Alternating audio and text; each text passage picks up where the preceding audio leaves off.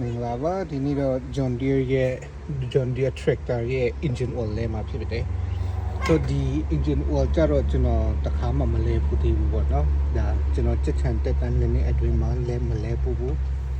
ပိုင်ရှင်အဟောင်းကလည်းဘယ်လောက်ကြာပြီးတော့မလဲပဲထားမလဲတော့မပြောတတ်ဘူးပေါ့နော်ဆိုတော့ဒီနေ့လဲကြည့်မယ်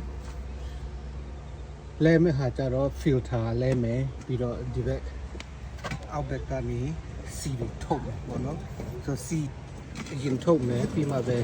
filter ဖြုတ်မယ်စမယ်ဟုတ်ပြီအောက်ကိုကြတော့ဒီဘုံထဲမှာခံမယ်အောက်ကအဖွင့်ကြတော့ကားတွေလိုမဟုတ်ဘူး Yeah no that's too heavy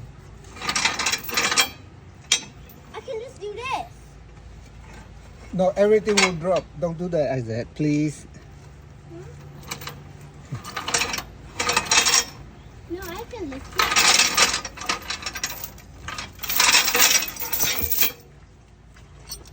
Look, see? This is an iron hook. Yeah. What? Why you step on it?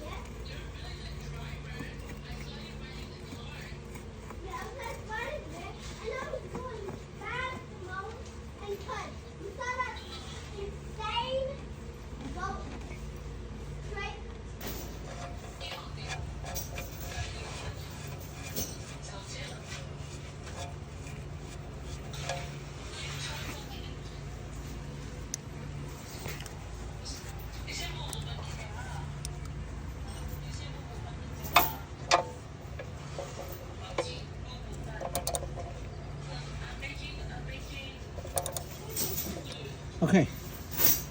Cool. Engine oil tape ပါတော့မယ်ပြီးတော့ဒီ C engine oil ကိုပေါ့နော် T4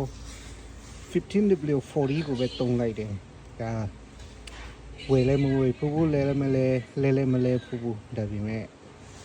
ဒီမှာ diesel engine ပြီးတော့ tractor တူတော့ဒါပဲဝယ်လိုက်တယ်မှန်မယ်လို့တော့ထင်တယ်ဟုတ်ပြီအခုထည့်တော့မယ်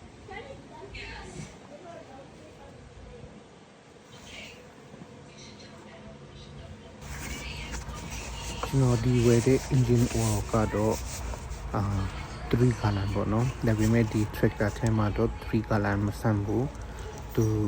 tractor ရဲ့ limit ကြတော့8 liter လား8 liter လောက်ပဲဖြစ်မယ်ဒါပေမဲ့7 liter လောက်မှရပ်ပြီးတော့ကျွန်တော်တိုက်တဲ့ဟာနဲ့တိုက်ကြည့်မှာပေါ့နော်အခုကျွန်တော်တိုက်တဲ့ဟာနဲ့တိုက်ကြည့်တယ်အကုန်လုံးမထည့်သေးဘူးအခုတော့ကောင်းနေပြီပေါ့နော်ဒီလောက်ဆိုအတော်ပဲပေါ့နော်ဆိုတော့လူရင်းတော့ပြန်ဖြစ်မယ်ဒါပေမဲ့အခုချိန်မှာဆိုတော့အဲ့ဒီတော့ပါပဲဆိုတော့ပြီးသွားပါပြီအားလုံးကိုကျေးဇူးတင်ပါတယ်